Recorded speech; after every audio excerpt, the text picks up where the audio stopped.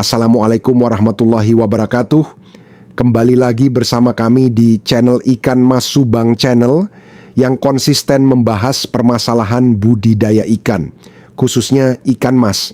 Sebelumnya mohon bantu subscribe, nyalakan lonceng, like dan komen video edukasi kami, agar channel ini bisa semakin berkembang dan kita senantiasa menerima saran dan masukan dan para pembudidaya ikan mas. Salam sukses untuk kita semua para pembudidaya ikan mas di seluruh Nusantara. Bapak-bapak dan saudara sekalian, pernah tidak mengalami kejadian seperti ini? Pakan sudah habis berkarung-karung, waktu panen ikan sudah tiba, tapi pas jaring diangkat, hati langsung rasanya makjalab. Niat hati ingin panen ikan mas ukuran benih yang seragam, yang isinya isi 80 atau 100 ekor per kilo. Tapi nyatanya, ikan yang ukurannya masuk target cuma separuh.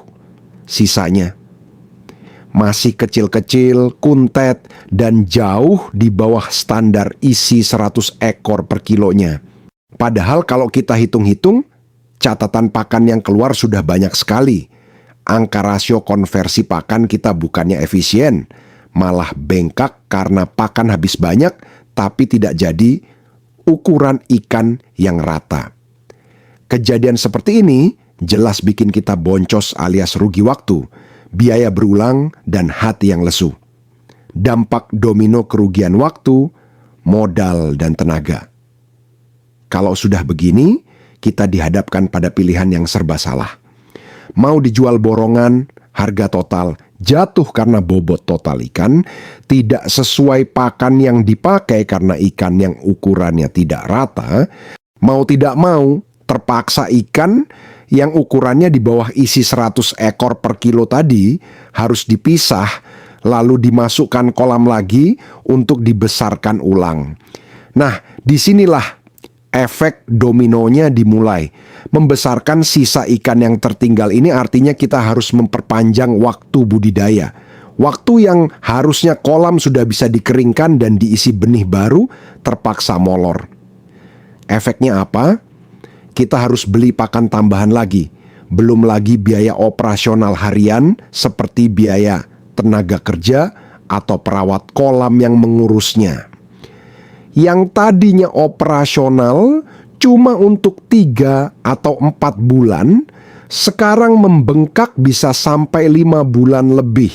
Untung yang diharapkan habis dimakan biaya harian. Ini akar masalahnya. Pertanyaannya, kenapa masalah ini bisa terjadi?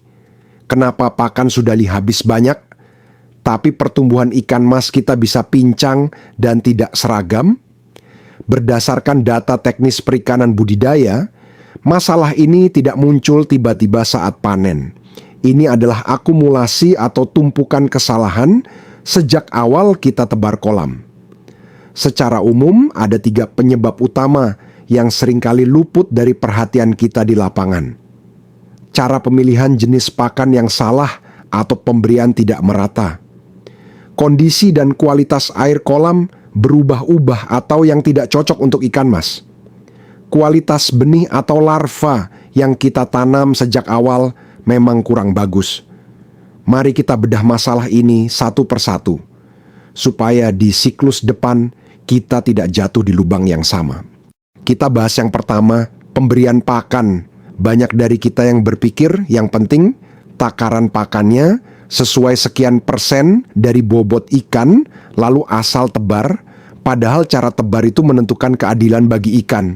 Ikan mas itu punya sifat sosial di kolam. Ada ikan yang dominan dan agresif, ada yang pemalu. Kalau kita menebar pakan hanya di satu titik atau terlalu cepat, pakan itu hanya akan dihabiskan oleh ikan-ikan yang kuat dan bongsor saja. Ikan yang kecil tidak kebagian, mereka cuma dapat sisa-sisanya. Akibatnya yang besar tambah besar, yang kecil makin tertinggal. Pakan habis banyak, tapi rasio atau FCR jelek karena pakan tersebut tidak terbagi rata ke seluruh populasi ikan di kolam. Penyebab kedua adalah kualitas air kolam. Ikan mas adalah makhluk yang sangat sensitif terhadap oksigen dan kebersihan air. Jika air kolam jarang dikontrol, kadar amoniak dari sisa kotoran ikan dan sisa pakan di dasar kolam akan menumpuk. Air yang kualitasnya buruk akan menurunkan nafsu makan ikan. Akibatnya, meskipun kita tebar pakan mahal, ikan tidak akan menyerap nutrisinya dengan baik. Lebih parah lagi, dalam kondisi air yang buruk, metabolisme tubuh ikan terganggu. Pakan yang mereka makan tidak berubah jadi daging, melainkan habis hanya untuk bertahan hidup dari stres akibat air yang kotor. Inilah mengapa FCR kita melompat tinggi tapi ikannya tidak kunjung besar. Nah, penyebab ketiga ini adalah pondasi utamanya kualitas larva atau benih yang kita tanam di awal. Dalam dunia perikanan budidaya, genetik benih itu memegang peran sampai 40% keberhasilan. Seringkali karena kita ingin buru-buru menanam larva karena dikejar target, kita membeli benih atau larva dari indukan yang sudah mengalami penurunan kualitas atau perkawinan sedarah, inbreeding. Larva yang kurang bagus ini biasanya memiliki daya tahan tubuh yang lemah dan pertumbuhan yang lambat sejak menetas. Ibaratnya, diberi pakan sekeren apapun, kalau dasarnya genetik ikannya kerdil, dia akan susah untuk mengejar ukuran ideal isi 100 ekor per kilo dalam waktu cepat. Maka dari itu, jangan asal pilih benih. Lalu, apa solusinya agar di panen berikutnya kita bisa senyum lebar? Pertama, pastikan bapak-bapak mendapatkan benih atau larva dari petani larva tradisional yang terpercaya atau di balai benih yang terpercaya dan bersertifikat.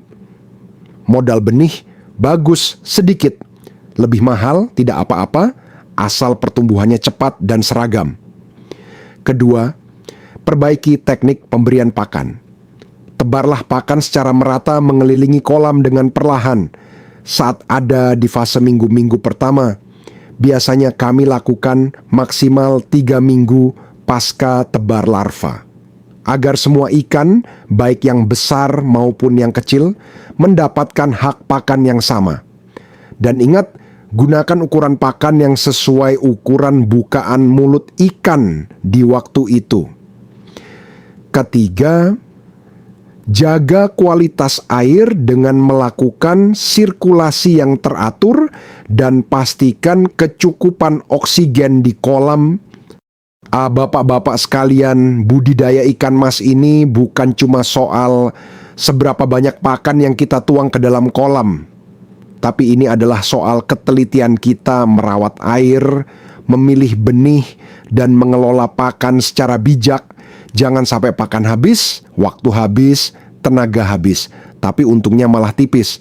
Semoga penjelasan singkat ini bisa menjadi bahan evaluasi untuk kita semua di kolam masing-masing agar panen kita berikutnya bisa seragam, FCR rendah, dan untungnya melimpah.